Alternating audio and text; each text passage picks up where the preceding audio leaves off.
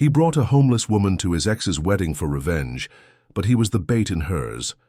William Lancaster, a billionaire with a bruised ego, made a homeless woman an offer she couldn't refuse. She would be his girlfriend for the night at his ex-fiancée's wedding.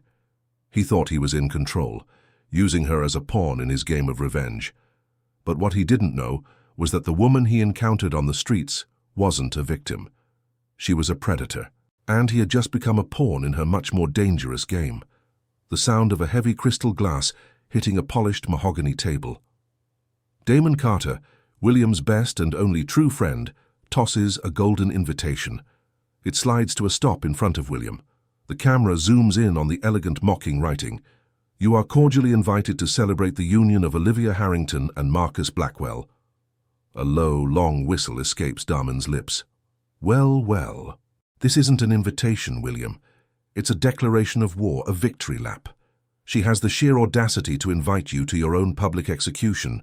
She leaves you at the altar, disappears with your supposed best friend, and then has the gall to expect you to show up and toast to her happiness. This isn't just cruel, it's performance art."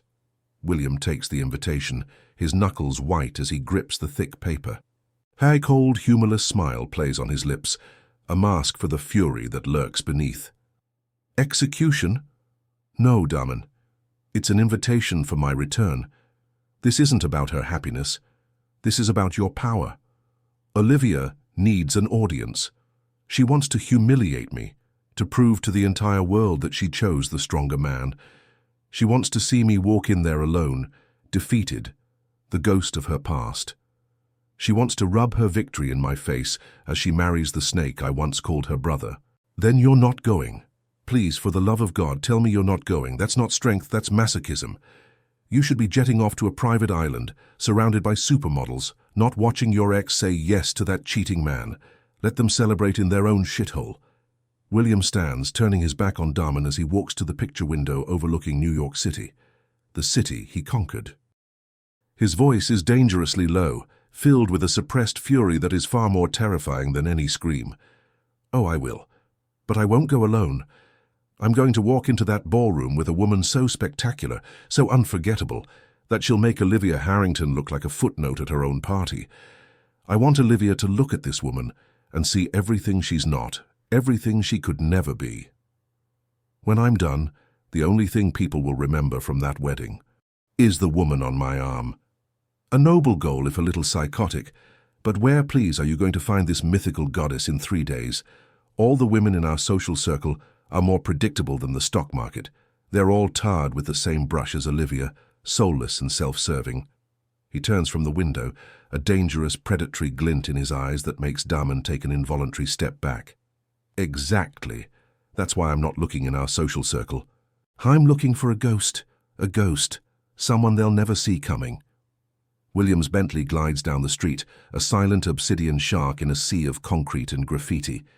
He's in the back seat, loosening his Tom Ford tie, frustrated after a tense business meeting where his rival, for a moment, got the upper hand. His eyes wander disinterestedly over the cityscape, the tired faces, the faded storefronts, until they stop. They focus. They stare. And there, in the most unlikely place, he found her.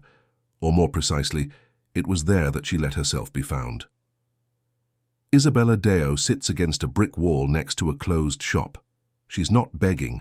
She doesn't look desperate or broken. She's watching. Her dark, tangled hair, matted with city grime, frames a dirty face, but it has a bone structure that screams aristocracy. She's wrapped in a tattered military jacket, but she wears it like a queen wears her robes. Her green eyes are sharp, shockingly intelligent, and they meet Williams through the car's dark-tinted window with a direct, disturbing intensity, as if she sees through the glass, through him. To his driver, a man named Arthur who has been with him for years. "Stop the car, wait here." Arthur hesitates. "Sir, this isn't the best neighborhood for—" "Wait here, Arthur." William leaves. Men in $3,000 suits don't hang around here. People stare, some with hostility, some with curiosity. Isabella doesn't move, just watches him approach, a slight, almost imperceptible, amused smile playing on her lips, as if she'd been waiting for him. Lost on Wall Street or on an urban safari, hoping to spot natives in their natural habitat. Her voice is hoarse from the cold, but it is clear and full of a polite, biting irony that catches him completely off guard. It is not the voice of a victim. "I have a proposal for you." She lets out a low, bitter laugh without humor. "I'm sure you do.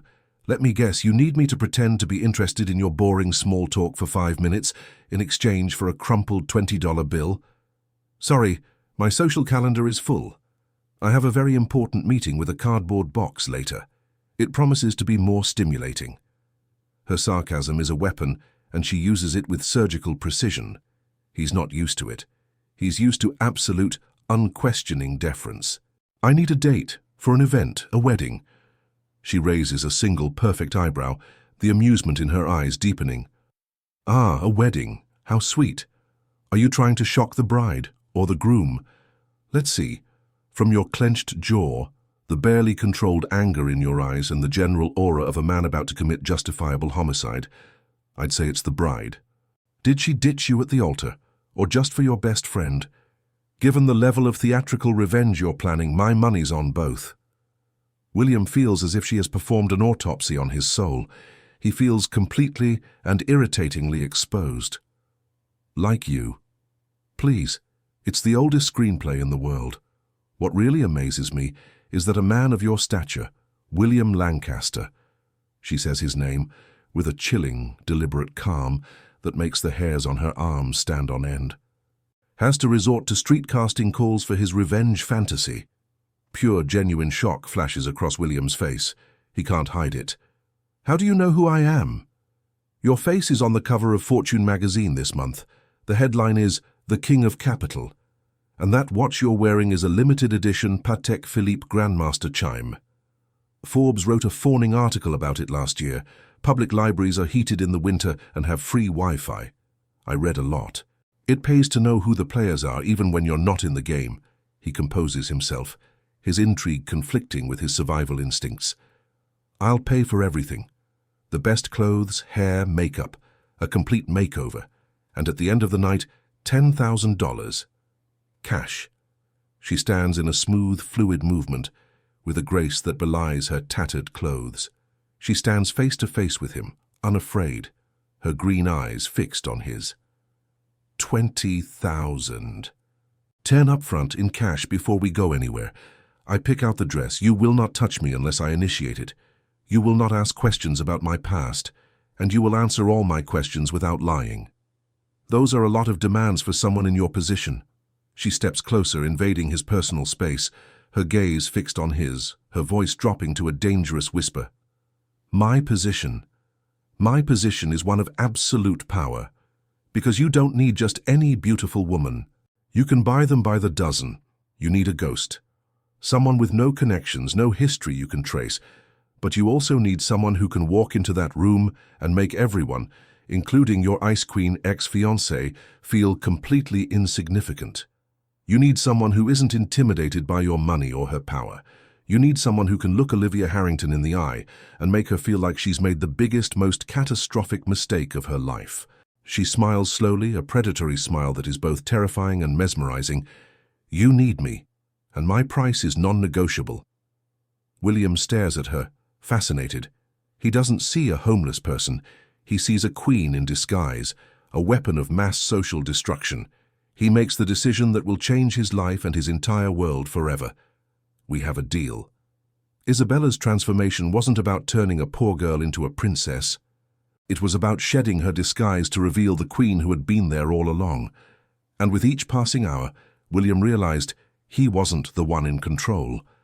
The celebrity stylist, a man named Jean-Pierre with a thick French accent, circles Isabella, who is sitting in the chair looking completely disinterested.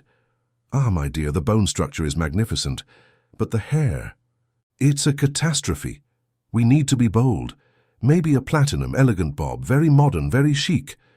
Isabella looks at Jean-Pierre's reflection in the mirror, her expression blank. "No, my hair has natural waves. If you try to forcefully straighten it, it will look stiff and lacquered. If you cut it short, it will lose its main characteristic. We don't want to be modern. We want to be timeless. Use a light keratin treatment to reduce frizz but maintain volume. And for color, I want a colorless gloss treatment, not dye. Something that enhances the natural highlights without looking artificial. The goal is to look effortlessly perfect, not like I spent 8 hours in a chair being tortured by a man with questionable taste in scarves. Jean-Pierre stares, open-mouthed, completely speechless. William, watching from a corner and sipping an espresso, nearly chokes. He's never seen anyone talk to Jean-Pierre like that. William Lancaster's education continued at Bergdorf Goodman, with New York's most exclusive personal shopper, Vivian, a woman who could intimidate senators' wives with a single look. Vivian holds up a glittering sequined dress that costs more than the average sedan. "Sir, this will certainly make an impression. It's very conspicuous." Isabella, who has been silently watching the racks, runs her fingers over the fabric of another dress without looking at Vivian. "No, sequins are for the rich. It's desperate. It screams, 'Look at me.'" She turns and looks at Vivian, her gaze direct and assessing. "I need something that says, 'I don't need to impress anyone here, because you should already know who I am.' The aura I need is one of understated elegance with a hint of danger. Think Grace Kelly, if she had a deadly secret and wasn't afraid to wear it." Vivian blinks, completely surprised by the accurate analysis. She looks at William, who just shrugs, equally confused and mesmerized. You have excellent taste, miss. I understand armor, and that's what clothes are in this world. Armor." She takes a dress from the rack.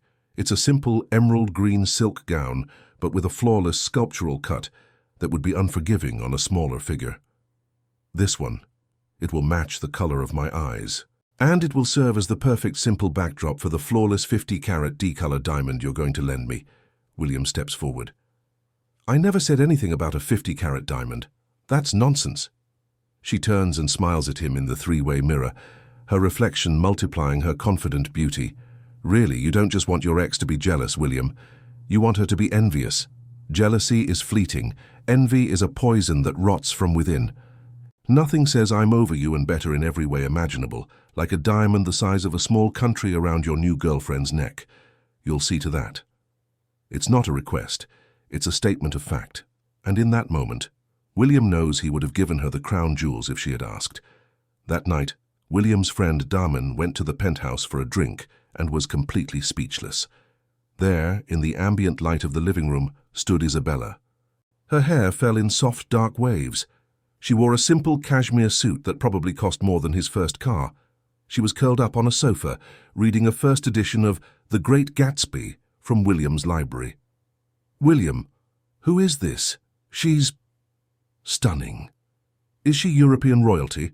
A secret heiress you've been hiding?" "Damen, this is Isabella. We're working on a project together." Isabella looks up from her book, her green eyes coldly assessing Damen from head to toe with a single unnerving glance. "You're Damen Carter. Your family made its fortune in transportation logistics, but you've been desperately trying to invest in technology to appear more modern. Your last 3 ventures have failed spectacularly. You're deeply in debt and silently grasping for a lifeline. William is your lifeline. It must be exhausting pretending to be like him." Damen's jaw drops. The color drains from his face. He looks at William, horrified and betrayed. How in God's name could she know that? She closes the book gently, placing it on the table. "I read the financial news, and the society pages, and the gossip columns. It's all there if you know how to look beyond the headlines and see the patterns. Your whole life story is written in public ink." Later, after Isabella retires to her guest suite, Damen pulls William aside, his voice a frantic whisper. "Are you crazy? This isn't a homeless woman, William. A homeless woman doesn't know what keratin is, and she certainly doesn't do a forensic analysis of my entire life after one quick glance. She's a corporate spy, or a professional con artist, or worse. She knows too much. She's making a fool of you. Get rid of her before she destroys you." "I can handle it. It's just one night." "Can you? It doesn't seem like she's being manipulated, William. It seems like she's the one manipulating you." Damen's words echoed in William's mind long after she left. He had already set his private investigator on her trail. The results that came back the next morning were more confusing than ever.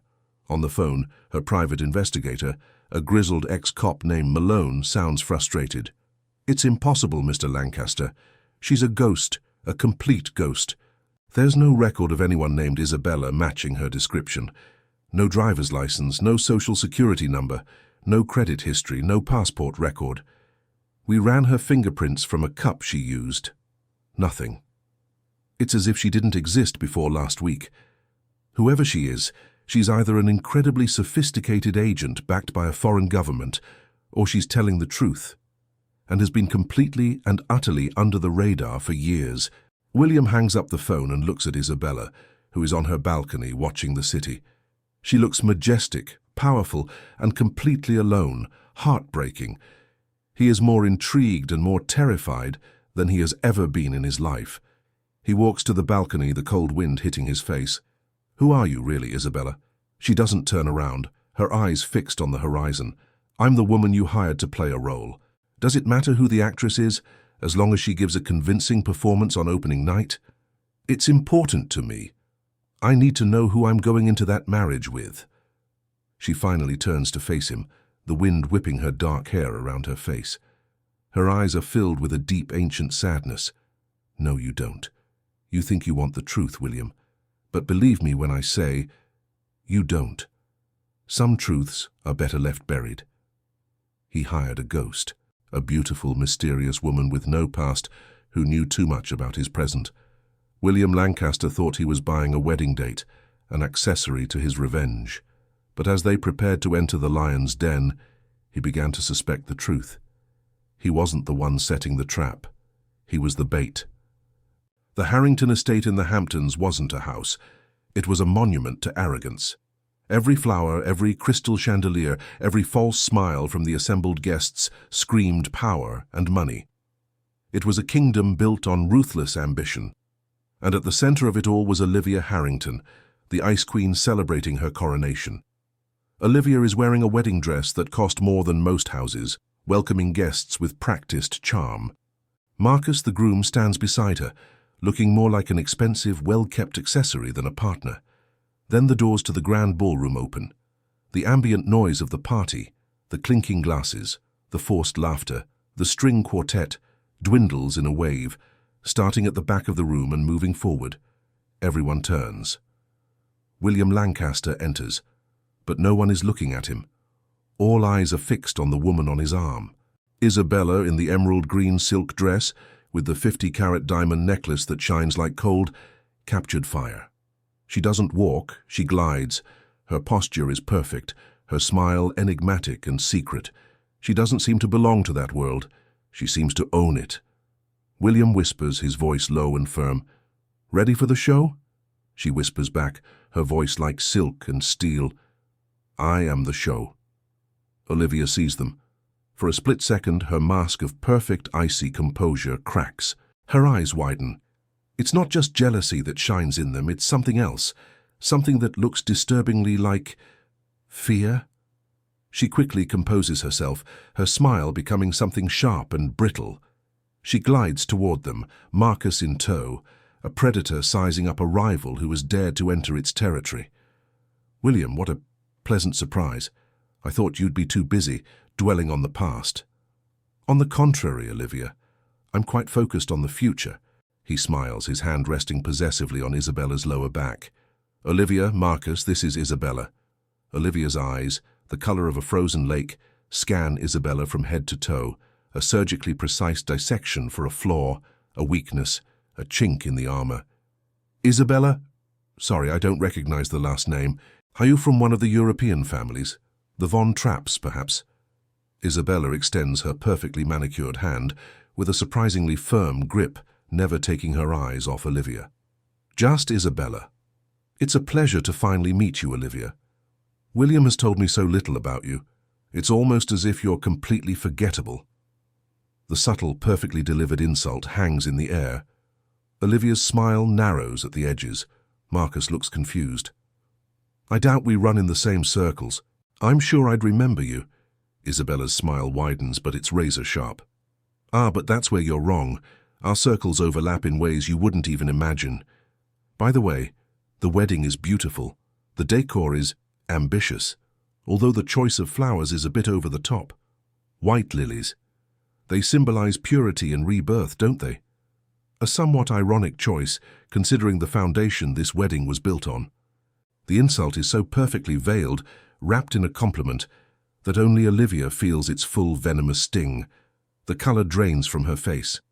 Marcus, meanwhile, puffs out his chest, eager to play the part of the proud groom. "Well, William, I'm glad to see there are no hard feelings. May the best man win, as they say." Before William can give a scathing retort, Isabella laughs, a sound as clear and musical as a bell that further attracts the attention of the nearby guests. "Hard feelings? My dear Marcus, hard feelings are for amateurs. What William feels is the deep gratitude. You and Olivia have shown him what a blessing it is to escape a life of predictable and devastating mediocrity. Isn't that right, my dear?" She turns to William, her eyes shining with mischief. He is completely captivated by her performance. He joins in the fun, pulling her closer. "Exactly. Olivia and Marcus showed me what I don't want in life. And Isabella? Well, Isabella showed me everything I want." The blow hits Olivia hard. She looks as if she's been slapped. At that moment, her father, Harrison Harrington, a man with the cold, dead eyes of a shark, approaches, sensing his daughter's anguish. "Olivia, dear, is everything okay? Who are your friends?" Harrison's eyes meet Isabella's, and for the first time that night, Isabella's perfect composure shows a tiny, almost imperceptible crack. A flicker of something in her eyes, a ghost of a memory, of fear, of a long-buried pain. Harrison Harrington wasn't just a rich man, he was the architect of her family's ruin, and he was looking at her not just with curiosity, but with a terrifying, predatory gleam of recognition. The trap was set, the stage was set. William thought the night was about revenge, a simple, petty act of pride. But for Isabella, it was much more than that. It was about justice, and she was about to burn down his entire world of lies. The party is in full swing. William and Isabella are on the dance floor, moving as if they've been doing it their whole lives. They've become the undeniable center of gravity of the room. All the guests are whispering, speculating. William murmurs, his lips close to her ear as he spins her around. "You're enjoying this too much. You've captivated the whole room. Who taught you to dance like that?" "The same person who taught me that in a world of predators, you either learn to dance or you get eaten. Besides, you're not a bad example, for an amateur." "And you're not?" Look at her.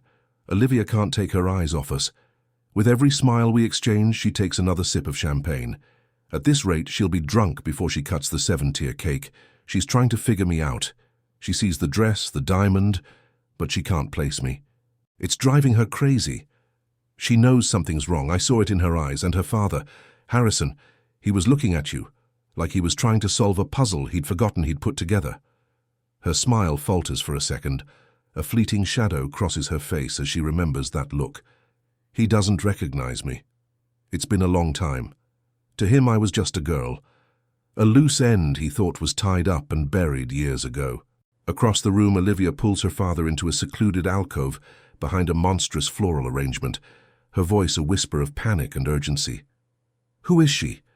I know her from somewhere, Dad. Those eyes, they haunt me.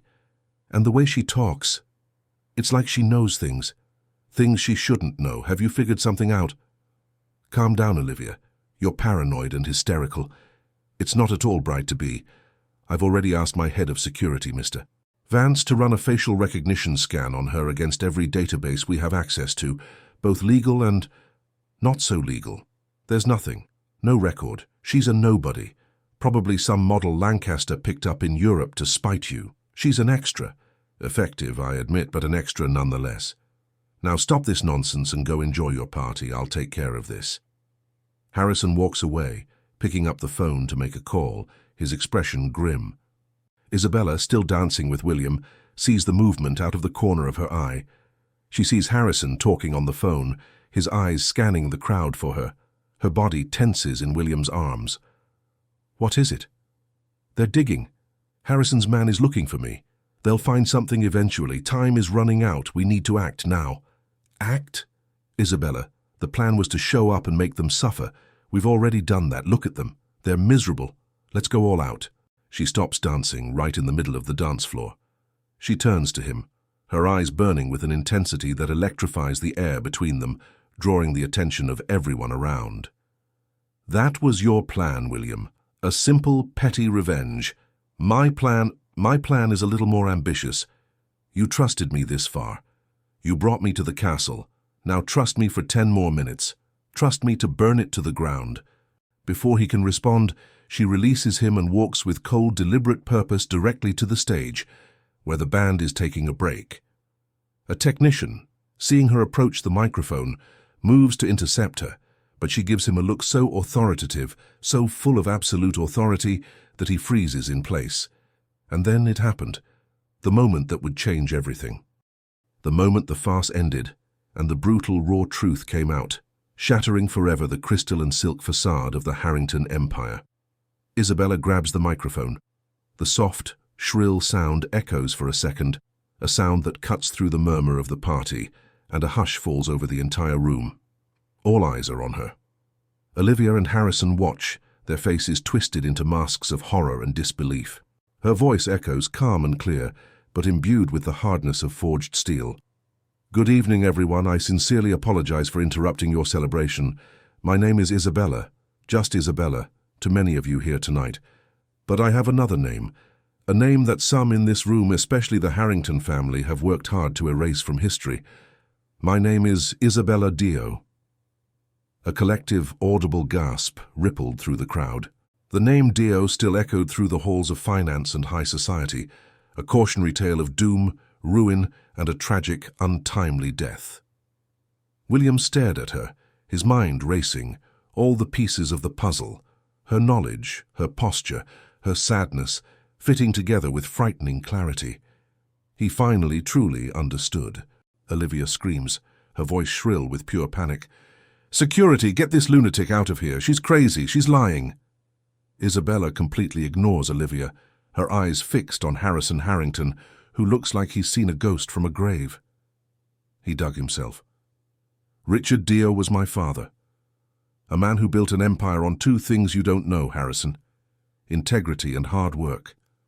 A man who made one fatal mistake: trusting you, trusting your family as partners, when all along you were parasites.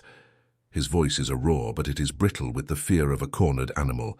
"This is absurd. Slander of the highest order. I will sue you into oblivion." "Will you?" She pulls a small, elegant flash drive from the diamond brooch on her dress and holds it up for all to see, like a priest holding a crucifix to a vampire.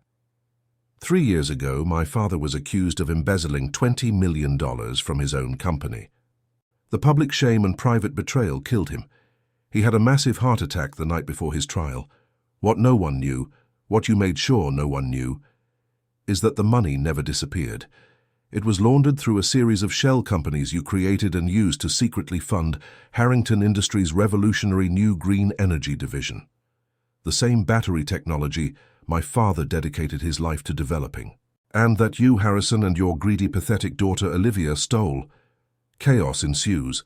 The guests scream, taking out their cell phones to record, the lure of the scandal overwhelming any sense of decorum. Marcus Blackwell looks at his new wife in utter horror, his face pale as a sheet. "Olivia, what is she talking about? You told me your father's R&D team developed this technology internally. The SEC is already sniffing around this division. You swore it was all clean." William stands beside Isabella now, his shock turning into a slow, burning admiration for her audacity and courage. "You planned all of this, from the beginning. Positioning yourself on that street, you knew I would be there." She turns to him, and for the first time he sees tears shining in her green eyes. "I've studied your routines for months. I knew your frustrations with the drug dealer Basquiat would lead you to that part of town. I knew Olivia would send you that invitation. I knew your pride would demand a response. I needed an invitation to this party, William. I needed to enter the lion's den. You were my only way in. So I was just a tool in your revenge. You were the beginning. But somewhere along the line you became something more." His voice cracks for a split second, a moment of raw, unplanned vulnerability. "I didn't plan to feel anything for you. That was the one variable I couldn't control." Across the room, Harrison Harrington yells frantically into the phone to his lawyer. "Get an injunction, stop her, file a defamation lawsuit, do something." Isabella turns her attention back to the room, her voice cutting through the growing noise like a surgeon's scalpel. "It's too late for that, Harrison. This flash drive contains everything. Encrypted emails, offshore bank transfers, sworn statements from former DO employees you threatened to silence. And my favorite, a hidden camera recording from your office, Olivia laughing about how she destroyed that self-righteous old fool, Richard Dio, and took his legacy. Copies of this flash drive were delivered by courier to the FBI and SEC offices exactly." She glances at the elegant wristwatch William insisted she wear. 10 minutes ago. The bomb had detonated. With a single flash drive, Isabella Deo had vaporized the Harrington empire. But her masterpiece of revenge was not yet complete. One final devastating blow remained, a blow that would not only bring justice, but also reshape the very balance of power in her world forever. Harrison's face, once a mask of fury, is now pale. He staggers back, looking at his daughter, Olivia, who has collapsed into a chair, her face a grotesque mask of disbelief and horror. The guests are in a frenzy, a chorus of shocked whispers and furiously tapping thumbs. "Oh, and there's one more thing."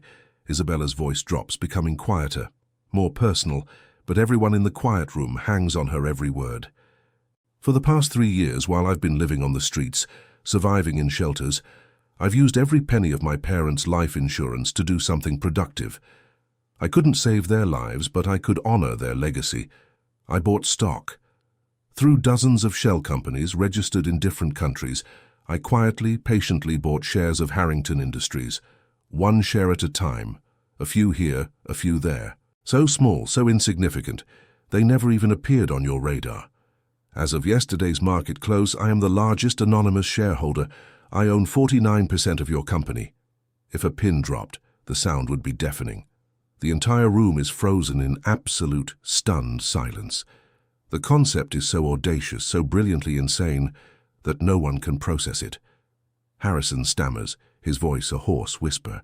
That's impossible. No one could. Alone, it's not enough to have a controlling interest. I know. It leaves you with your 51%, but as fate would have it, or perhaps poetry, a certain former partner you betrayed years ago." She turns her gaze slowly and deliberately to William, a silent question in her eyes. "Still owns 3% of the shares in your old partnership, a small stake he kept out of spite. Isn't that right, William?" All eyes in the room, hundreds of pairs of eyes, turn to William. He is the kingmaker, the final piece of the puzzle. After a long, dramatic pause that felt like an eternity, a slow, dangerous, and completely delighted smile spreads across his face. "Yes, actually I did. I saved it for a special occasion.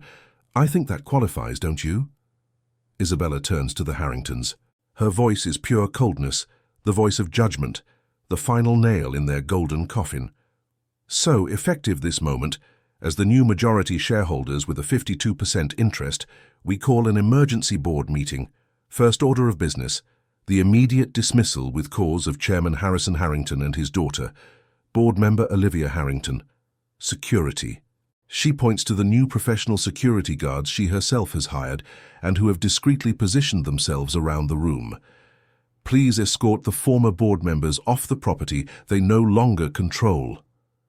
Olivia lets out a primal scream of despair and lunges toward Isabella, her manicured nails like claws. But Isabella doesn't back down. She moves with shocking speed and precision, dodging the attack. Olivia, propelled by her own momentum, falls sprawling to the floor, her $1,000 dress ripping, landing in a pile of shattered dreams and spilled champagne. Harrison is grabbed by the guards, his face a mask of impotent crimson rage. "You're not getting away with this, you slut." Isabella looks at the sobbing woman on the floor, not with triumph but with weary sadness. "I already did." She looks at the shocked, silent crowd. "By the way, the champagne is excellent, and the band is paid for the rest of the night. Please enjoy the party. Consider it a celebration of justice." At that very moment, the sound of sirens becomes deafening. Red and blue lights shine through the large windows of the ballroom, painting the horrified faces of the guests with the colors of law and order. The FBI has arrived, the party is over, and a new era has begun. William and Isabella stand on a deserted balcony, far from the chaos inside. The sirens fade as the Harringtons are led away in handcuffs, Olivia still screaming threats and obscenities. The night air is cool and clean. 3 years, William says, his voice full of admiration. You lived on the streets in shelters. You endured all of this for 3 years, planning every detail. Every detail. It was the only thing that kept me alive. The memory of my father's face, the sound of my mother's pain. It was the fuel, the only thing that kept me sane, except one detail. She finally faces him, her iron facade of control shattering, revealing the exhausted, vulnerable young woman beneath. I used you, William. I want you to know that. What I did was manipulation. It was a lie. I'm no better than them. He reaches out and cups her face, his touch surprisingly gentle. You're wrong. You're nothing like them. They destroyed for greed. You fought for justice.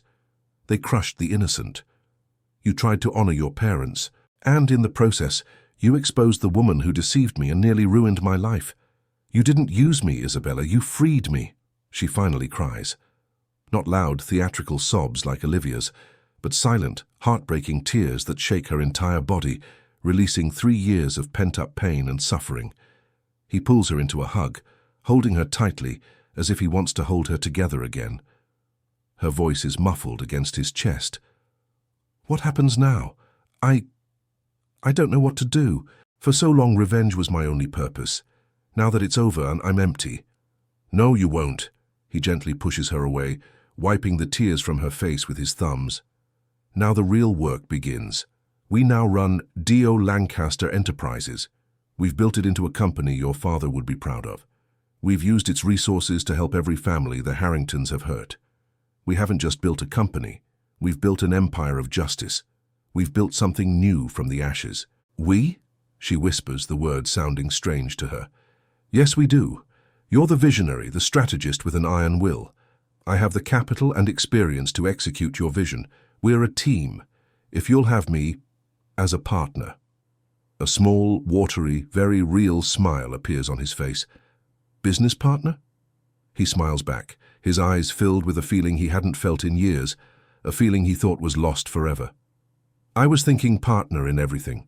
Isabella Deo, I think I'm falling in love with you. She stares at him, hope and fear warring in her eyes. For the first time in 3 years, she doesn't know her next move. And for the first time in 3 years, she doesn't feel utterly and completely alone. Isabella, in a smart suit, commands a boardroom full of skeptical older men. She doesn't shout or pose. Her authority is quiet, backed by irrefutable facts and an unshakable moral compass. William at her side at press conferences, deftly handling the frenzied media with a confident smile, always deferring to Isabella on matters of strategy and vision, proudly calling her CEO. Newspaper headlines flash across the screen. Harringtons convicted on all counts. D.O. Lancaster, the rise of ethical capitalism. From homeless to CEO, the incredible story of Isabella Deo. Isabella and William meeting with a weeping elderly couple, victims of a real estate scam in Harrington, and handing them the deed to their house, free and clear. Isabella and William working late in the CEO's office, now redecorated. Harrison's opulent, cold decor replaced by warm woods and modern art. They're surrounded by papers, laughing over a shared box of cheap pizza, the line between business and personal life blurring completely and beautifully. Isabella visiting her parents' graves. She places fresh flowers on the clean marble. She's no longer crying. Her expression is one of serene, quiet peace. She whispers, "We did it, Dad." Isabella is looking at the New York skyline, the same view from William's office at the beginning. But now the city doesn't seem like an empire to be conquered. It seems like a place of endless possibilities. William enters silently, holding 2 cups of coffee. "A penny for your thoughts." She smiles without turning around. "Inflation has affected the price of my thoughts. They're worth at least $1 now, maybe 2 considering our company's new valuation." He stops beside her, handing her a cup. "I'll pay, whatever it takes. For you, I'll pay anything." I was thinking about my father. He always said that the greatest power is not money, but the ability to rebuild, to turn losses into a legacy, to build something that outlasts you, that does good in the world. I think he would be proud of what we're doing. He would be. So would I. They sit in comfortable silence for a moment, just enjoying the view and each other's company. Their frenetic beginnings have settled into a deep and powerful bond. "You know," William says, changing his tone to something lighter and more playful, "we crashed a wedding, brought down a corporate empire, sent two of the city's most powerful villains to prison, and became the most talked-about story in New York. I think we're long overdue for a real first date." Isabella turns to him, a genuine, joyful laugh escaping her lips. It's a sound of pure, genuine happiness. "And what's your idea of a first date, Mr. Lancaster? Dinner at a 3-star Michelin restaurant in Paris? Buying a small private Greek island?" "I was thinking a hot dog from a street vendor in Central Park, with lots of sauerkraut, and maybe a ride on the carousel. We can pretend we're normal people for an afternoon." Isabella stares at him, surprised and deeply moved. She sees the man behind the billionaire, the man he was always meant to be, the man she helped discover. This looks absolutely perfect. He holds out his hand. She takes it, not as business partners, not as co-conspirators seeking revenge, but as two people who have found themselves in the wreckage of their old lives and decided together to build something beautiful and new. A wedding. But this one is the antithesis of the Harrington affair. It's small, intimate, outdoors, with just a few close friends and family. Isabella is wearing a simple, impossibly elegant dress, the same emerald green as the one she wore that fateful night. William waits for her at an altar of flowers, his eyes shining with a happiness no amount of money could buy. In his vows, his voice thick with emotion, William says, "They said I found you at your darkest hour. But the truth is, you found me at mine. I was a man driven by anger and pride, living in a cold world of glass and steel. You taught me that true strength comes from justice, honor, and love. You broke down all my walls and showed me what it means to truly live. I love you, Isabella Deo. You are my home." In her vows, Isabella says, through tears of happiness, "I spent 3 years living in the dark, thinking I was alone in the world. You came into my life like a storm, but you didn't destroy me. You washed away all the pain and brought me peace. You saw the queen when I felt like a pawn. You gave me so much more than revenge. You gave me a home. I love you, William Lancaster." They kiss. There is no thunderous applause, just the soft sound of the wind in the trees and the genuine, sincere smiles of the people who truly love them. 4 years ago, I had nothing. I slept in shelters and ate whatever I could find. I learned a valuable lesson on those cold, hard streets. Your dignity isn't in your bank account, and your worth isn't in your balance sheet. It's in your character. She smiles, her eyes finding William in the audience, a look of deep love passing between them. Today, our foundation has helped over 3,000 families get back on their feet, because everyone deserves a second chance. Everyone deserves justice. Isabella, now visibly pregnant with twins, stands on the podium. The gala is the city's most prestigious event, not for its glamour but for its purpose, to raise millions for the legal defense of families affected by corporate fraud. The applause is deafening and genuine. Later, William finds her backstage and places a gentle hand on her belly. "How are my 3 favorite warriors of justice doing tonight?" "Kicking, non-stop. I think they have their mother's fighting spirit. God help us, the world isn't ready for you 3. A breaking news story appears on the gala screens. Olivia Harrington's sentence increased to 40 years after failed bribery attempt. Her photo, older, haggard, and utterly defeated, appears on the screen. "How do you feel when you see this?"